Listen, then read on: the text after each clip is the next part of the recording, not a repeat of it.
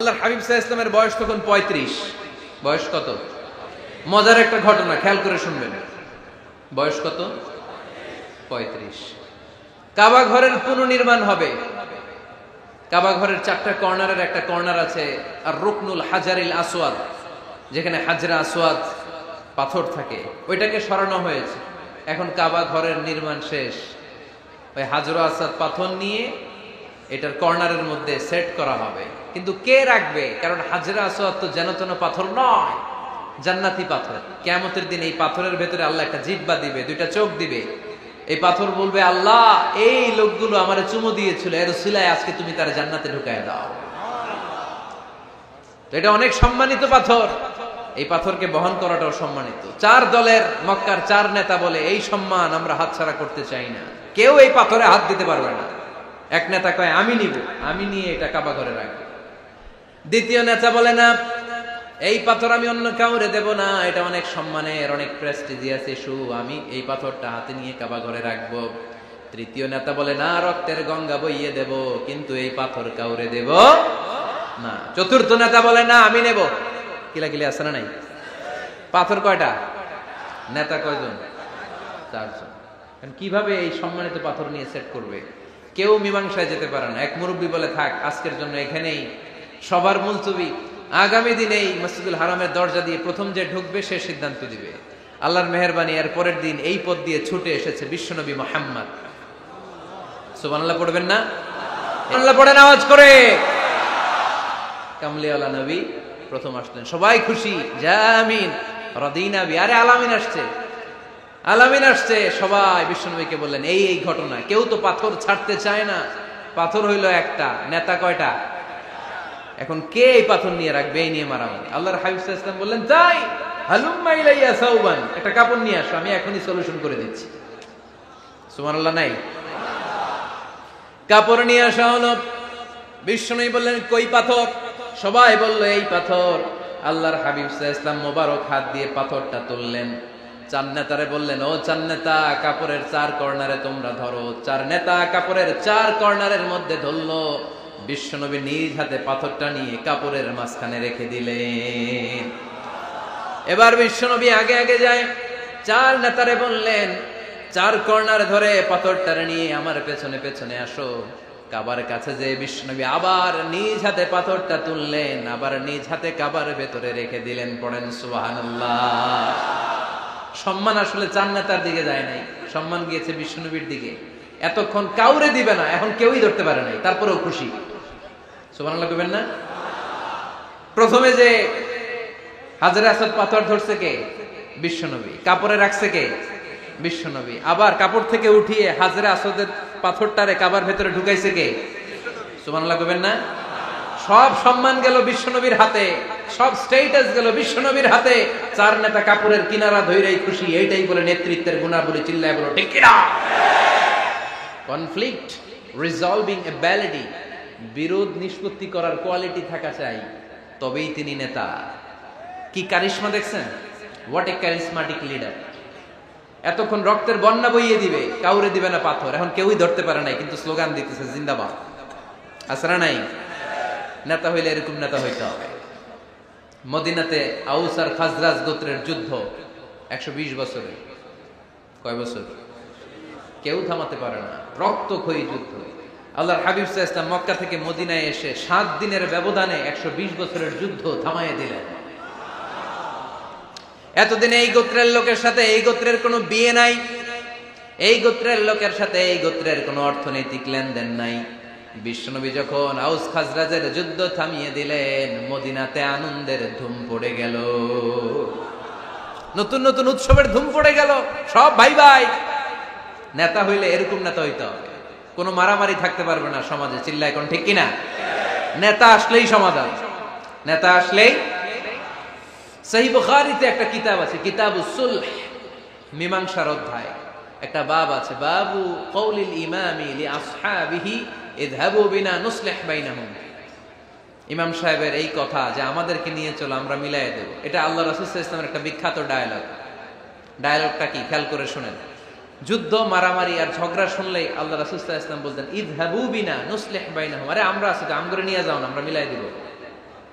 সুবহানাল্লাহ পড়েন। মারামারি দেখলে বিশ্বনবী মিলায় দিতেন। আল্লাহর হাবিব সাল্লাল্লাহু আলাইহি ওয়াসাল্লাম বলতেন, আলা উখবিরুকুম বিআফদালি দারাজাতিন মিনাস সালাতি ওয়াস সিয়ামি ওয়ান নুসুক, রোজা নামাজ সালাতের চেয়ে বড় একটা সওয়াবের কাজ আছে, ওটা কি আমি তোমাদের বলবো না? সাহাবারা বললেন, সেটা আবার কি? বিশ্বনবী বললেন, ইসলাহু যাতিল বাইন, দুইজন ঝগড়া করতেছে, তুমি ঝগড়া না লাগায় দিয়া মিলাই দিবা, এর চেয়ে ভালো কাজ হয় না। জোরে কোন ঠিক কিনা? সবচেয়ে শ্রেষ্ঠ কাজ। নোয়াখালীতে আগুন লাগলে আপনারা কি দিয়ে নিবা? কি দিদায়? পানি। অনেক ওই জায়গায় তেল দেন। জ্বলতেছে কি? আগুন। আগুন নিবানোর জন্য ঢালবেন কি?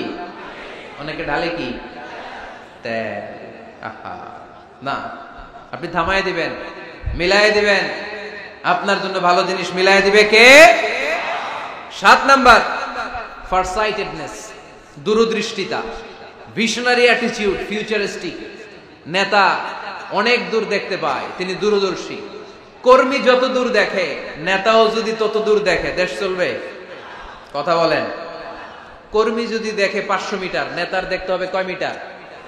1000 মিটার। কর্মী যদি দেখতে পায় 1000 মিটার, নেতার দেখতে হবে কয় হাজার মিটার? 2000 মিটার। কারণ নেতা হবে ফিউচারিস্টিক, ভিশনারি, স্বপ্নবাজ, স্বপ্নচারী। নেতাকে স্বপ্ন দেখতে হয়, ওই স্বপ্ন জাতিকে দেখাতে হয়। চিল্লায় বলেন ঠিক কিনা? মানুষ তার স্বপ্নের সমান বড়। আপনি কত বড় আপনার স্বপ্ন শুনলে বোঝা যাবে। স্বপ্ন সেটা না যেটা মানুষ ঘুমিয়ে ঘুমিয়ে দেখে, স্বপ্ন সেটা যেটা অর্জনের আকাঙ্ক্ষা মানুষকে ঘুমাতে দেয় না।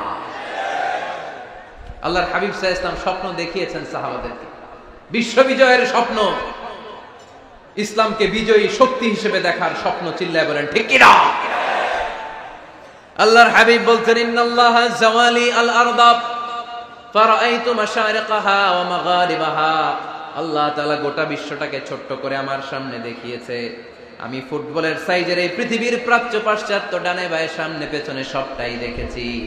ওয়া ইন্না মুলকা উম্মতি সায়াবলুগু মা জুবিয়ালি। যত দূর আল্লাহ আমারে দেখিয়েছে, তত জায়গায় লা ইলাহার পতাকা পতপত করে একদিন উড়বে। কোন একদিন এদেশের আকাশে কালিমার পতাকা উড়বে।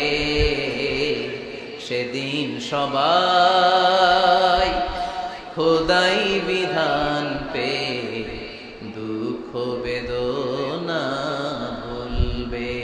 এটাই আমাদের স্বপ্ন। চিল্লায় বলেন ঠিক কিনা? স্বপ্ন দেখতে জানতে হয়। সুলহে হুদাইবিয়া চলতেছে, সন্ধি। 1400 সাহাবা নিয়ে বিশ্বনবী মক্কায় আসলেন উমরা করতে। কাফেররা বলে, গো ব্যাক, অ্যাবাউট টার্ন, ফিরে যাও, হবে না। আল্লাহ রাসূল সাল্লাল্লাহু আলাইহি ওয়াসাল্লাম অনুরোধ করলেন, দাও না, উমরার নিয়ত করে এসেছি। ইজার আর রেদা পড়ে কাফেররা বলে, না, আগামী বছর, এই বছর হবে না, চুক্তি করো। চুক্তির মধ্যে লেখা হলো, মা খাবা আলাইহি মুহাম্মাদুর রাসূলুল্লাহ। ঠিক আছে, চুক্তি 10 বছরের, মুহাম্মদ রাসূল সাল্লাল্লাহু আলাইহি ওয়াসাল্লামের পক্ষ থেকে চুক্তি। কাফেররা বলে, না, আমরা তো তোমার রাসূলুল্লাহ মানি না। তোমার রাসূলুল্লাহ মানলে তো মা সাদাদনাকা আলা শাই, তোমার সাথে কোনো ঝগড়াই নেই, রাসূলুল্লাহ কাটো। সাহাবীরা তেড়ে উঠলেন। ওমরে ফারুক বলেন, মুখ সামলে কথা বল। সুহাইল ইবনে আমির, তোর জিহ্বাটা আমি টেনে ছেড়ে ফেলবো, সাবধান। আমার নবী শেষ নবী, শেষ রাসূল মুহাম্মদ রাসূলুল্লাহ কাটার ক্ষমতা কারো নাই। আমি ওমর বেঁচে থাকলে কেউ কাটতে পারবে না। বিশ্বনবী বললেন, ওমর সরে যাও, কেটে দাও। সুবহানাল্লাহ কইবেন না? মুহাম্মদ রাসূলুল্লাহ কাফেররা মানে না। কাফেররা কয়, তুমি লেখো মুহাম্মদ ইবনে আব্দুল্লাহ, আব্দুল্লাহর বেটা মুহাম্মদ।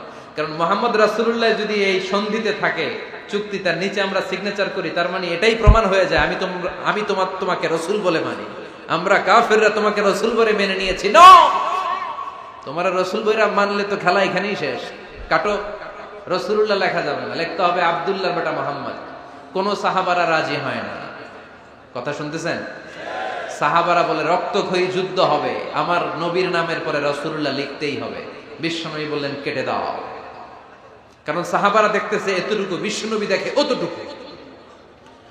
বিশ্বনবী অন্য প্ল্যানে আগাচ্ছেন। বিশ্বনবী ভাবলেন, 10 বছরের যুদ্ধ বিরতি যদি হয়ে যায়, আমি আমার লোকদেরকে ঠিক করব। আমি তারবিয়া, তালিম, তাহজিব, তামাদ্দুন দিয়ে মদিনাটাকে একটা কল্যাণ রাষ্ট্রে পরিণত করব। আমি আমার ফোর্সকে সাজাবো, আমি আমার সাহাবাদেরকে প্রশিক্ষিত করব। এই 10 বছরের ব্যবধানে আমি গোটা বিশ্বকে ঝাঁকি মেরে কাঁপিয়ে দেব। কিন্তু সাহাবারা পড়ে আছে রাসূলুল্লাহর মধ্যে। সাহাবারা পড়ে আছে কই? সাহাবারা এর চেয়ে বেশি ভাবতে পারতেছে না। সাহাবারা বলে রাসূলুল্লাহ কাটা যাবে না, বিশ্বনবী বলেন কেটে দাও। তার মানে নেতা কর্মী যদি দেখে 500 মিটার, নেতার দেখতে হবে 1000 মিটার। চিল্লায় বলেন ঠিক কি না? নেতার 9 নাম্বার গুণাবলী, a leader should be very strategic. নেতাকে কৌশলী হতে হয়। কৌশল না জানলে উনি নেতা হতে পারে? বলেন। ডিপ্লোম্যাটিক কোয়ালিটি, কূটনীতি যদি না জানা থাকে নেতা হইতে পারবে? আল্লাহর হাবিব সাল্লাল্লাহু আলাইহি ওয়াসাল্লামের মতো বড় কূটনীতিবিদ পৃথিবী দেখেছে? কথা কর না কেন? দেখেন কি ধরনের স্ট্র্যাটেজি আমার নবী ফলো করতেন। আমার নবী যদি যুদ্ধ করতে কোথাও যেতেন, অ্যাটাক করবেন ডান দিকে। অ্যাটাক করবেন কোন দিকে?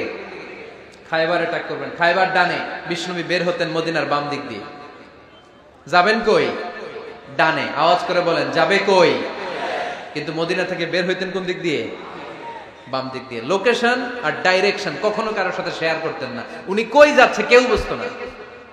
বাম দিক দিয়ে বের হয়ে অনেক ঘুরে তারপরে ডান দিকে যেতেন। সুবহানাল্লাহ পড়বেন না? অ্যাটাক করার সময় 3টা অপশন দিতেন, choose any of the options. যে বলতেন নাম্বার 1 আসলিম তাসলাম, ইসলাম মানো, ভাই ভাই আমার হৃদয়ে চলে আসো, তোমরাও ভাই আমরাও ভাই, দুনিয়াতেও শান্তি আখিরাতেও শান্তি। এটা যদি ভালো না লাগে, option 2 you pay the tax, we provide you the security. তোমরা ট্যাক্স দিবা, আমরা তোমাদেরকে সিকিউরিটি দিব। ইয়াতুনা আল জিজিয়াতা আন ইয়াদিন ওয়া হুম সাগিরুন, তোমরা জিজিয়া দিবা, আমরা সিকিউরিটি দিব। প্রথম অপশন মুসলমান হইলা না, আমাদের ভাইও হইলা না। দ্বিতীয় অপশন ট্যাক্সও দিবা না, কাফির থাকতে মনে চায় থাকো, খ্রিস্টান থাকো, ইহুদি থাকো, ধর্মান্তরিত হওয়া লাগবে না, খালি ট্যাক্স দিবা, ওইটাও ভালো লাগে না। 3 নাম্বার অপশন হচ্ছে the sword will decide what gonna happen among আস, তলোয়ার ফয়সালা করবে এখন কি হবে। সুবহানাল্লাহ কইবেন না? প্রথমেই যেই কোথাও অ্যাটাক করতেন বিশ্বনবী, সবসময় ডিফেন্সিভ মোডে থাকতেন, আত্মরক্ষার মোডে থাকতেন। আক্রমণ করা হলে মেনে নিতেন, ধৈর্য ধারণ করতেন। ধৈর্যের সীমা যখন ছাড়িয়ে যেত তখন বিশ্বনবী হাত তুলতেন, চিল্লায় বলেন ঠিক কি না? যুদ্ধের ময়দানেও যখন সেনাপতি পাঠাতেন বলতেন খবরদার নারীদের গায়ে হাত তুলো না, বৃদ্ধাদেরকে মেরো না, শিশুদেরকে মেরো না, ওই এলাকার পাদ্রীদের গায়ে হাত তুলো না, ওই এলাকার গবাদি পশুগুলোকে হত্যা করো না, গাছপালাগুলো ধ্বংস করো না। তোমাদের বিরোধী যোদ্ধারাও যদি তলোয়ার রেখে দিয়ে হাত তুলে বলে আল আমান, সিকিউরিটি সিকিউরিটি, আমরা আমান চাই, নিরাপত্তা চাই, তাকেও মেরো না। সুবহানাল্লাহ পড়বেন না? গোটা বিশ্বকে সভ্যতা শিখিয়েছেন। মক্কা বিজয়ের পরে গণধর্ষণ করেন নাই, গ্রামকে গ্রাম তিনি জ্বালিয়ে দেন নাই, হাজার হাজার লক্ষ লক্ষ শত্রুকে এক বাক্য দিয়ে ক্ষমার ঘোষণা দিয়েছেন, চিল্লায় বলেন ঠিক কি না? As a father, as a teacher, as a commander, as a leader, as a lawgiver, as a lawmaker, as a reformer of the society, Muhammad is the superman of the world. আওয়াজ করে পড়তে হবে আল্লাহু আকবার। কূটনীতি কারে বলে? Diplomacy কারে বলে? স্ট্র্যাটেজিক অ্যাটিটিউড কারে বলে? শিখে নেন। বদরের প্রান্তরে বিশ্ব ইসলাম উপস্থিত হলেন। ওই যে কাফেরদের তাবু, কাফেররা আসছে 3 দিন আগে, মুসলিম সৈনিকরা পৌঁছলেন 3য় দিন। এসে বিশ্ব ইসলাম সবাইকে বললেন কত হতে পারে কাফের, কেউ বলতে পারে না। 2 জন রাখাল পেয়ে জিজ্ঞেস করলে এই রাখাল কয়দিন ধরে আছো? আমরা 1 সপ্তাহ ধরে বদরে আছি। শুনতেছেন? শুনতেছেন? উনি বললেন ওই যে কাফেররা যে আসছে কয়দিন আগে? 3 দিন আগে। 3 দিন আগে। কত হবে সংখ্যা? কলু কাসীর, অনেক। কত হইতে পারে? রাখাল 2 টাকা জানি না। আল্লাহ রাসূল সাল্লাল্লাহু আলাইহি ওয়াসাল্লাম চিন্তায় পড়ে গেলেন, কারণ ওনার যুদ্ধে অ্যাটাকের সিস্টেম ছিল শত্রু সংখ্যা কত এটা আমাকে জেনে নিতে হবে। সুবহানাল্লাহ পড়বেন না? অনেক কৌশল হাতড়ি এবার বিশ্বনবী আবার রাখাল 2 টাকে ডেকে পাঠালেন, বললেন কাম ইয়ানহারুনা কুল্লা ইয়াউম, ওরা আসার পর থেকে প্রতিদিন খাওয়ার জন্য কয়টা করে উট জবাই করে? এবার ওরা বলল প্রথম দিনে ইয়াউমান তিসআন, প্রথম দিন খাওয়ার জন্য উট জবাই করেছে 9টা। অফিল ইয়াউমি সানি 10, আর দ্বিতীয় দিনে উট জবাই করেছে 10টা। বিশ্বনবী বললেন তাই ইদান আল কওমু মা বাইনা 900 ওয়াল আলফ, তাহলে কাফেররা 900 থেকে 1000 এর মধ্যে হবে। কত ছিল কাফেরের সংখ্যা? বদরের যুদ্ধে কাফেরের সংখ্যা ছিল কত? 1000। কিভাবে নমুনা দেখে আলামত সংগ্রহ করতেন? ওরা কয়টা উট জবাই করেছে 2 দিনে প্রথম দিন 9টা, দ্বিতীয় দিন 10টা। বিশ্বনবী হিসাব মিলাই ফেললেন যোগ বিয়োগ দিয়ে, কাফেরের সংখ্যা 900 থেকে 1000-এর মধ্যে হবে। হিসেব করে দেখা গেল 1000 সৈনিক এসেছিল সেই বদরের যুদ্ধে। চিল্লায় বলো আল্লাহু আকবার। স্ট্র্যাটেজি জানতে হয় না, তাকে কৌশল জানতে হয়। সর্বশেষ নেতার যে গুণ, এটা বলে শেষ করব, সাকসেশন ম্যানেজমেন্ট। নেতা ভালো নেতা বানায়া যায়, ঠিক কিনা? A good leader produces a good leader. একজন ভালো নেতা তখনই ভালো নেতা যখন সে নতুন করে ভালো নেতা তৈরি করে দিয়ে যায়, ঠিক কিনা? সে যদি নতুন নেতৃত্ব তৈরি করে দিয়ে না যায়, সমাজ চলবে? চলবে? এটাকে বলে দি সাকসেশন ম্যানেজমেন্ট। আল্লাহ রাসূল সাল্লাল্লাহু আলাইহি ওয়াসাল্লাম ভালো সাকসেসর রেখে গিয়েছিলেন, এমন কিছু যোগ্য নেতৃত্ব তৈরি করে গিয়েছিলেন, উনার পরে টানা 30 বছর নেতৃত্ব নিয়ে মুসলিম উম্মাহকে 1 সেকেন্ডও ভাবা লাগে না। চিল্লায় বলো মুসলমান, ঠিক কিনা? ভালো নেতা বানায়। নেতা খালি নেতৃত্ব দেয়, উনি কোনো নেতা বানায় নাই। এটা কি নেতা? কথা বলেন। এবার উত্তর দেন। আমার নবী ইন্তেকালের আগেই যোগ্য নেতৃত্ব তৈরি করে রেখে গিয়েছিলেন কি জান নাই? কাকে রেখে গেছেন? আবু বকর। আরহামু উম্মতি বি উম্মতি আবু বকর। এই উম্মতের সবচেয়ে রহমদিল। আর কারে রেখে গিয়েছেন? ওমর। আশাদ্দুহুম ফি আমরিল্লাহি ওমর। আল্লাহর জমিনে আল্লাহর দ্বীন বাস্তবায়নে সবচেয়ে কঠোর ছিল ওমর। ওনার ক্যারেক্টারিস্টিক এমন ছিল, কথার আগে হাত চলতো, জোরে কোন ঠিক কিনা? আল্লাহর হাবিব সাল্লাল্লাহু আলাইহি ওয়াসাল্লাম বলতেন, লা নাবিয়্যা বা'দি ওয়ালা রাসূলা। আমার পরে নবীও নাই, রাসূলও নাই, তবে লাউ কানা বা'দি লাকানা ওমর। আমার পরে যদি নবী হওয়ার যোগ্যতা কারো থাকে, আমার ওমরের সেই যোগ্যতা আছে। প্রভু তুমি বলেছো রাসূল দেবে না, বলনি দেবে না ওমর, বলনি দেবে না হামজা তারি, খালিদ বিজয় সমর। প্রভু তুমি বলেছো রাসূল দেবে না, বলনি দেবে না ওমর, বলনি দেবে না হামজা তারি, খালিদ বিজয় সমর। প্রভু তুমি বলেছো রাসূল দেবে না। সুবহানাল্লাহ পড়েন।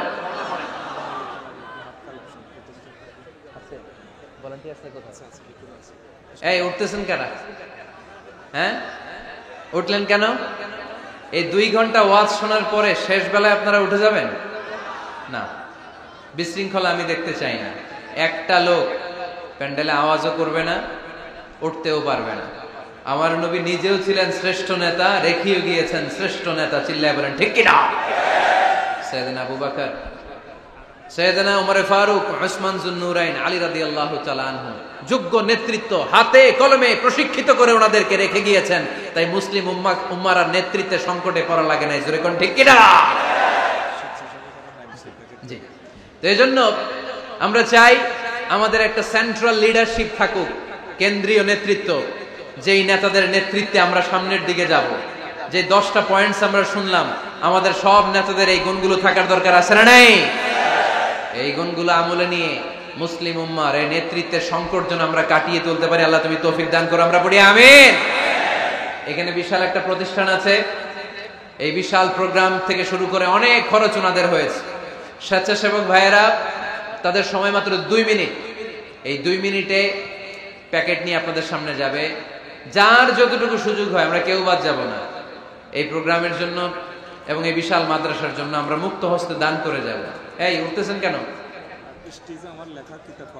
উঠলেন কারা কারা? এদিকে তাকান, যারা উঠছেন এদিকে তাকান, দেখি তাকান তাকান। আমরা দোয়া ছাড়া কেউ যাব না। যাবেন? ভদ্র, নোয়াখালীর ছেলেরা অনেক ভদ্র। বসেন। সুন্দর সুন্দর ঘোষণা আছে কয়েকটা, সুন্দর সুন্দর ঘোষণা। এতক্ষণ তো প্লে কার্ড দেখাইছো, উই লাভ আজহারি। এখন উঠলে হবে? কতটুকু লাভ করো আজহারিরা দেখবো। বসো, একটা উঠতে পারবো না। আমার ভাই রফিকুল্লাহ আফসারি ভাইয়ের অসাধারণ কিছু বই আছে, অনেকে খুঁজে কোত্থেকে পাবে। আজকে এখানে আছে, যাদের দরকার আপনারা নিয়ে যাবেন। আমি নিজেও ওনার একজন ভক্ত, ওনার লেখার ভক্ত। আমি নিজেও ওনার লেখার পাঠক। অসাধারণ লিখেন। কি যেন একটা দেখলাম, নানা আলেম নানা মতে, আমি যাব কোন পথে? আলেমরা নানান মতে, পাবলিক যাবে কোন পথে? তো সুন্দর সুন্দর বই আছে, এগুলো আপনারা নিয়ে যাবেন। স্টেজে উপস্থিত আছেন নোয়াখালী জেলার এডিশনাল এসপি, কই উনি? আপনি? মাশাআল্লাহ মাশাআল্লাহ, কাজী মোহাম্মদ আব্দুর রহিম ভাই না? আলহামদুলিল্লাহ, আপনাদের এই জেলার এডিশনাল এসপি সাহেব আছেন। আমি ওনাদেরকে ধন্যবাদ জানাই যে এত ব্যস্ত মানুষ আমি জানি, তারপরেও ওনারা এই প্রোগ্রামে উপস্থিত হয়েছেন, অনেক শুকরিয়া জানাই। কোম্পানিগঞ্জ উপজেলার ওসি সাহেব আছেন জনাব আরিফুর রহমান ভাই, সাবেক উপজেলা চেয়ারম্যান মিজানুর রহমান বাদল ভাই, আমার নামে নাম।